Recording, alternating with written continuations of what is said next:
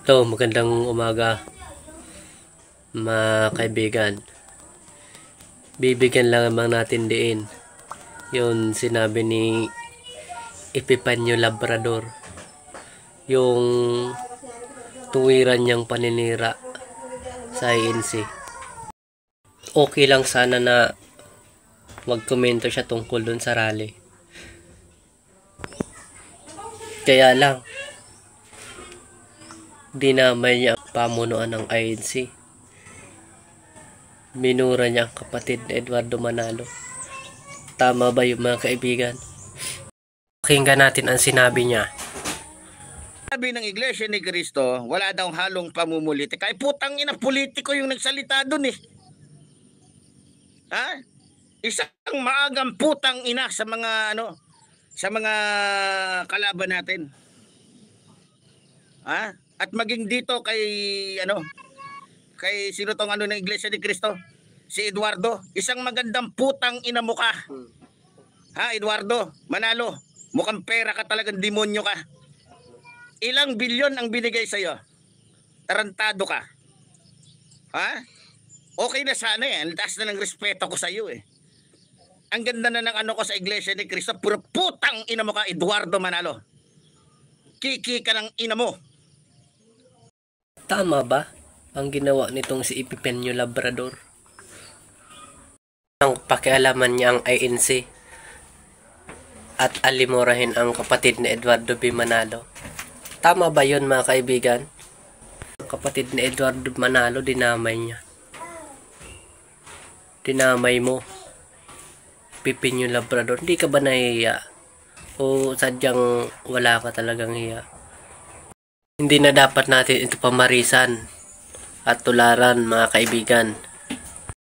Ang totoo, hindi ka na dapat pinapatulan. Kaya lang ako bilang isang membro ng Iglesia ni Cristo, siraan mo at idamay mo ang pamunuan nito, ang pamamahala.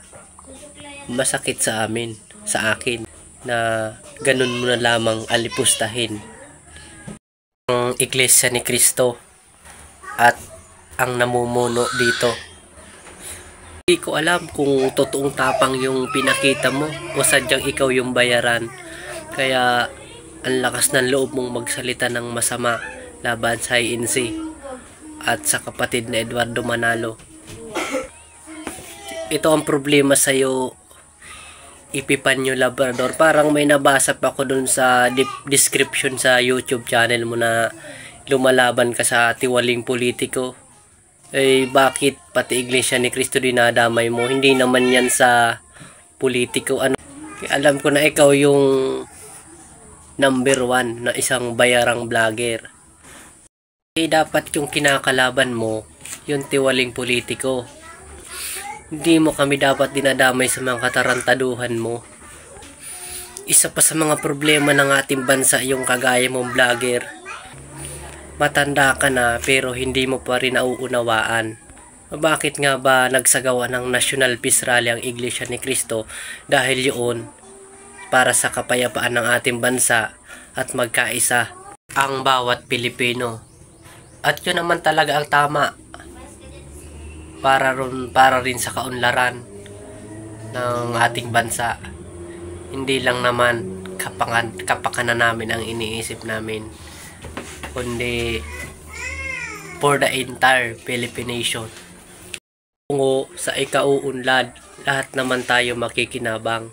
Hindi lang naman Iglesia ni Cristo, buong Pilipinas. Kaya hinihikayat namin yung kapayapaan, magkaisa. Sana yun ang maintindihan mo, Epifanio Labrador.